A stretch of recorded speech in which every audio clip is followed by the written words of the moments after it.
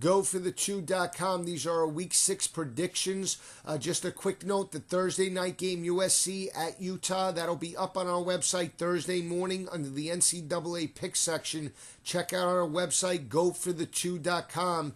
Go to the NCAA pick section. We'll have a prediction for the USC Utah game with a small commentary as well, so check that out. The Friday night game, Pitt at Syracuse and Utah State at BYU. We'll have a written breakdown of that game Friday morning. Both of those games will have predictions as well up on our website under the NCAA pick section, so check that out, GoForThe2.com. The breakdowns for our podcast, we'll have written breakdowns for all of the podcasts that we did have under our NCAA podcast section and the NCAA breakdown section. The podcasts are up now. The breakdowns, the written breakdowns for these games will be up on our website tomorrow afternoon. So check that out if you want to see the written breakdown for all of our podcasts. Check that out Thursday afternoon up on our website, GoForThe2.com. So let's just get into our predictions for this weekend. Let's start. Great matchup in Columbia, South Carolina. Georgia and South Carolina, 5 versus number 6. We think the Bulldogs have way too much offense, and the defensive matchup up against the inexperienced offensive line for South Carolina and the holes in South Carolina's secondary, starting 2 sophomores up against a very balanced Georgia Bulldog offense. Way too much. Bakari Rambo and Ogletree coming back on the defensive side of the ball for the Bulldogs. They have a significant advantage, looking for a 28-21 Georgia Bulldog victory. They move to 6-0 and 4-0 in the SEC East. They're going to be the front runners of dominant victory on the road, 28-21 in favor of the Bulldogs, and then expect Aaron Murray to be talked about in the Heisman Trophy talk should he perform well in that game. Nebraska traveling to Columbus to take on the Buckeyes. I really like the Nebraska running offensive attack with Taylor Martinez, Rex Burkhead, and Amir Abdullah. Ohio State a little suspect in the run defense up until this point. Like that matchup, we think Nebraska picks up the 21-10 victory on the road in Columbus against the Buckeyes.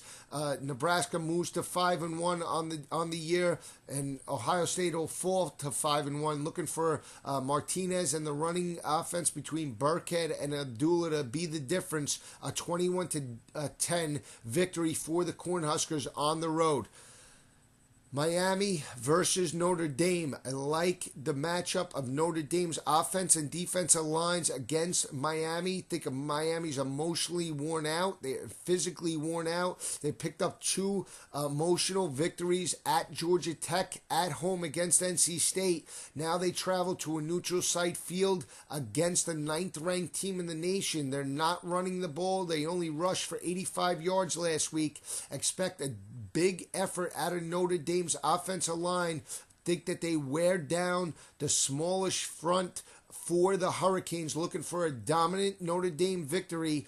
They move to 5-0. They're going to win this game 40-20 in Soldier Field. The game is on a neutral site. That's a big difference as well. Notre Dame picks up a 40-20 victory over the Hurricanes. 2 teams that we didn't talk about. LSU traveling to Florida to take on the Gators. Like LSU in this game, we like the wide receivers, the way they match up with the Florida secondary. Odell Beckham Jr., Jarvis Landry, and Russell Shepard are going to be too much, and that offensive line for LSU should wear down Florida. Looking for a 30-17 victory by LSU. We know Mettenberger hasn't stepped up to date, but we think that Mettenberger's due. That offensive line, and you can never count out the Mad Hatter in big games. Will Muschamp is only 1-5 against top 25 teams the last 2 years. I like the way LSU plays. I think LSU will pick up a hard-fought 30-17 road victory as they move on in the SEC West as well. They pick up an SEC victory, and they encourage their chances in the SEC West going up against the likes of Alabama. So LSU picks up a dominant 30-17 victory. Another team we didn't talk about is Clemson playing at home against Georgia Tech. Georgia Tech had 2 emotional losses. The first one coming 2 weeks ago to Miami. They led that game late in the second half. Miami scored the last 23 points. They got an emotional loss in overtime. They lost that game 42-36. Come back the next week, they get blown out by Middle Tennessee State. I really don't like the mindset of Georgia Tech. They're one-dimensional on offense.